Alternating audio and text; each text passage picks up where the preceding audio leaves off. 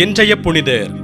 இயேசுவில் எனக்கு பிரியமான சகோதர சகோதரிகளே, இன்று நம் தாயாம் திரு அவையானது புனிதை மெட்டில்டா விழாவை கொண்டாடுகிறது. மெட்டில்டா 895ஆம் ஆண்டு ஜெர்மனியை ஆண்டு வந்த அரச குடும்பத்தில் மகளாக பிறந்தார்.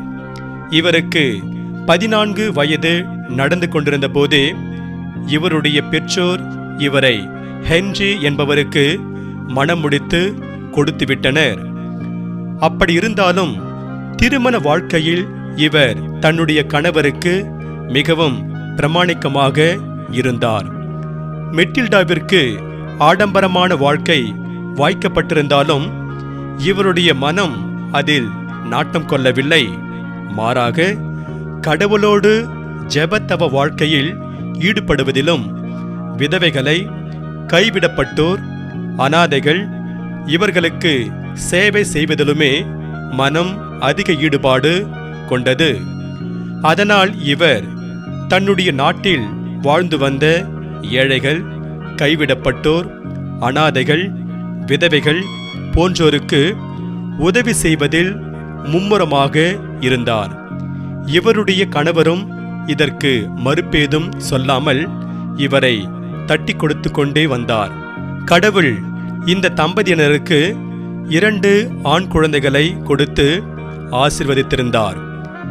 இப்படி எல்லாமே நன்றாக போய்கொண்டிருந்த தருணத்தில் 936ஆம் ஆண்டு மெட்டில்டாவின் கணவர் ஹென்றி திடீரென்று நோய்வாய்ப்பட்டு படுத்த படுக்கையாகி அப்படியே இறந்து போய்விட்டார்.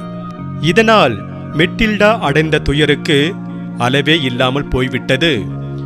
அவர் அந்த துயரத்திலிருந்து மீண்டு வருவதற்கு வெகு நாள்கள் ஆனது.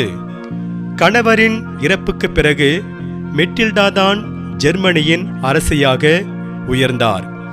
மக்களை நீதி வழியில் வழிநடத்தி சென்றதோடு மட்டுமல்லாமல் ஏழைகள், அனாதைகள், கைவிடப்பட்டோர், கைம்பெண்கள் இவர்களுக்கு ஆற்றி வந்த சேவையினை தொடர்ந்து செய்து வந்தார். இதற்கிடையில் மெட்டில்டாவின் 2 புதல்வர்களும் வளர்ந்து பெரியவர்கள் ஆனார்கள். அவர்கள் இருவரும் வளர்ந்த பின்னர் அரசியான மெட்டில்டா தங்களுடைய தாய் அரசாங்க சொத்துக்களை தேவையில்லாமல் விரயம் செய்கின்றார் என்று குற்றம் சுமத்தி அவரை அரசாங்க பொறுப்பிலிருந்து நீக்கி பதவியை தங்கள் வசமாக்கிக் கொண்டார்கள்.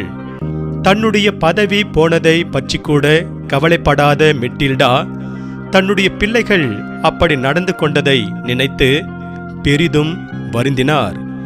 மெட்டில்டா தன்னுடைய கடைசி நாள்களை எல்லாவற்றையும் துறந்து ஒரு துறவற மடத்தில் கழித்து 968ஆம் ஆண்டு அங்கேயே தன்னுடைய ஆவியை இறைவனிடம் ஒப்படைத்தார். இறையேசுவில் பிரியமான சகோதர சகோதரிகளே, தூய மெட்டில்டாவின் விழாவை கொண்டாடும் நாம் அவரிடமிருந்து என்ன பாடத்தை கற்றுக்கொள்ளலாம் என சிந்தித்து பார்த்து நிறைவு செய்வோம். தூய மெட்டில்டாவின் வாழ்க்கை ஒரு கணம் நாம் சிந்தித்து பார்க்கும்போது மேலே இருக்கும் தலைப்புதான் நமக்கு நினைவுக்கு வருகின்றது. மெட்டில்டா ஓர் அரசியாக செல்வ செழிப்பான வாழ்க்கை அமைய பெற்றவர். அப்படி இருந்தாலும் அவர் அதில் நாட்டம் கொள்ளாமல் கடவுளுக்கு தன்னை முற்றிலுமாக ஒப்பு கொடுத்து ஏழை எளிய மக்களுக்கு சேவை செய்வதில் தன்னுடைய வாழ்வை செலவழித்தார். இந்த பாடத்தை தான் நாம் இவரிடமிருந்து கற்றுக்கொள்ள வேண்டும். நாம் எந்த நிலையில் இருந்தாலும், பணக்காரராகவோ ஏழையாகவோ இருந்தாலும் நம்மாலும் புனிதராக முடியும் என்பதைத்தான் தூய மெட்டில்டா நமக்கு கற்றுத்தருகின்றார்.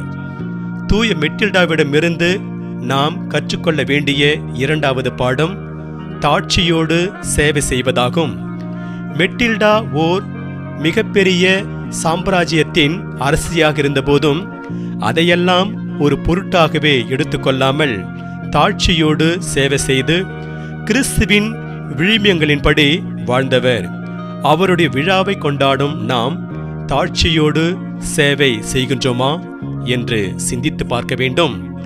நற்செய்தியில் ஆண்டவர் இயேசு கூறுவார், உங்களுள் பெரியவராக இருக்க விரும்புகிறவர் உங்கள் தொண்டராக இருக்கட்டும். உங்களுள் முதன்மையானவராக இருக்க விரும்புகிறவர் உங்களுக்கு பணியாளராய் இருக்கட்டும். இவ்வாறே மானிட மகனும் தொண்டு ஏற்பதற்கு அல்ல, தொண்டு ஆற்றுவதற்கும் பலருடைய மீட்புக்கு ஈடாக தம் உயிரை கொடுக்க வந்தார் என்று தூய மத்திய நற்செய்தியில் 20ஆம் அதிகாரம் 26 28 முடிய பார்க்கிறோம். ஆம், இயேசுவில் பிரியமானவர்களே, இயேசுவை பொறுத்தளவில் ஒரு தலைவர் என்றால் அவர் தொண்டரே, பணியாளரே. இயேசுவின் இத்தகைய மனநிலையை புரிந்தவராய் தூய மெட்டில்டா ஏழை எளிய மக்களுக்கு சேவை செய்து வந்தார். அவரைப் போல நாமும் ஏழை எளிய மக்களுக்கு தாழ்ச்சியோடு சேவை செய்வதுதான் இன்றைய நாளில் இறைவன் நம்மிடமிருந்து எதிர்பார்ப்பதாக இருக்கின்றது. ஆகவே தூய மெட்டில்டாவின் விழாவை கொண்டாடும் நாம் அவரைப் போல தாழ்ச்சியோடு சேவை செய்வோம். அதன் வழியாக இறையருளை நிறைவாக பெறுவோம். இறைவன் உங்கள் அனைவரையும் நிறைவாக ஆசீர்வதிப்பாராக. ஆமென்.